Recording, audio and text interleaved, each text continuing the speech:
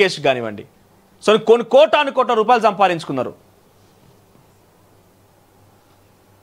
ఇక వికారాబాద్ జిల్లా కొడంగల్ నియోజకవర్గంలోని లగచర్ల అధికారులపై దాడి ఘటనలో మాజీ ఎమ్మెల్యే పట్టం నరేందర్ రెడ్డికి బిగ్ షాక్ తగిలింది. ఈ కేసులో ఏవన్గా నిందితుడిగా ఉన్నటువంటి పట్టం నరేందర్ రెడ్డిని పోలీస్ కస్టడీ కొడంగల్ కోర్టు అనుమతించింది.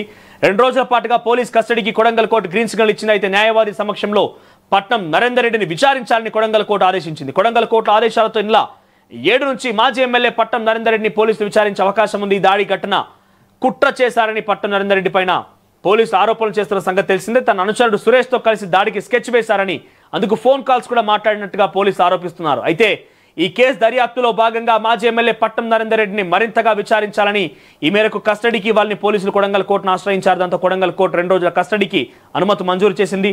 వికారాబాద్ జిల్లా లగచర్లలో కలెక్టర్ ప్రతీక్ జైన్తో పాటుగా ఇతర అధికారులపై దాడి ఘటన రాష్ట్ర వ్యాప్తంగా సంచలనంగా మారిన సంగతి తెలిసిందే. ఈ ఘటనలో మాజీ ఎమ్మెల్యే పట్నం నరేందర్ రెడ్డిని పోలీసు అరెస్ట్ చేసి రిమాండ్కి తరలించారు.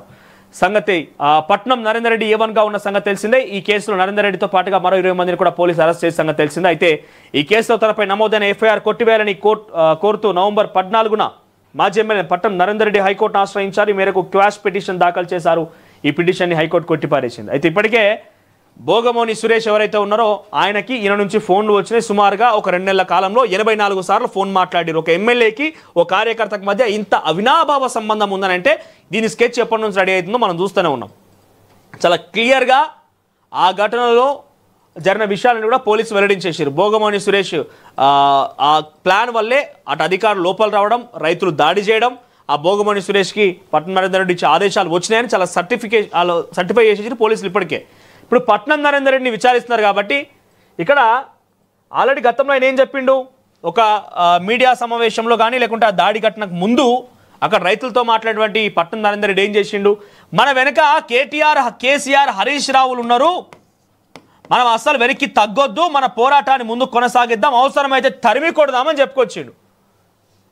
రైట్, మన వెనక ఎవరున్నారు, కేటీఆర్ హరీష్ రావులు ఉన్నారు. ఈయన తర్వాత ఎవరున్నారు, సురేష్ ఉన్నాడు. సురేష్ అమలు చేసి అధికారుల మీద దాడి చేయించిండు. సో సురేష్ A2, ఈయన A1, ఈయన మాజీ ఎమ్మెల్యే, ఈయన వెనుక ఉన్నది ఎవరు మరి? సో మొన్ననే అనుకున్నాం రేపో మాపో కేటీఆర్ అరెస్ట్ చేయబోతున్నారు. ఈ లగచర్ల దాడి ఘటనలో పట్నం నరేందర్ రెడ్డిని ఆదేశించింది కేటీఆర్. సో ఆయన క్రిమినల్ కాన్స్పిరసీ ఉంది కాబట్టి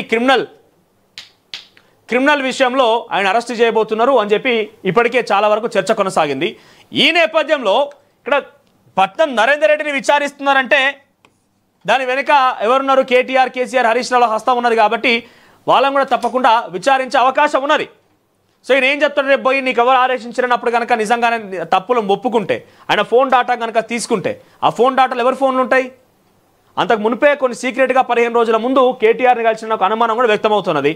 మరి ఈయన విచారణ తర్వాత నిజంగానే ఆ విచారణలో ఆయన ఫోన్ డాటా ఆధారితంగా, ఆయన మాటల ఆధారితంగా కనుక ఇక్కడ కనీసం ఈయన పేరు వచ్చినా, కేటీఆర్ పేరు వచ్చినా కూడా తక్షణమే కేటీఆర్ను కూడా విచారించే అవకాశం ఉంటుంది, కేటీఆర్ అరెస్ట్ చేసే అవకాశం ఉంటుంది. ఈయన ఇచ్చిన కన్ఫెషన్ స్టేట్మెంట్ ఆధారితంగానే మొత్తం ప్రతి కథ నడుస్తుంది.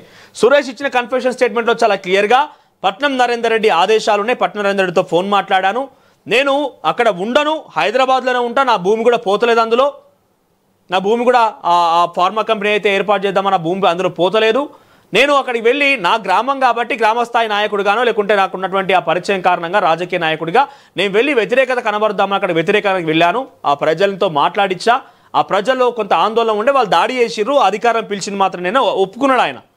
ఇప్పుడు పట్నం నరేందర్ రెడ్డి కన్ఫెషన్ స్టేట్మెంట్ ఆధారితంగానే కేటీఆర్ భవిష్యత్తు ఉన్నది.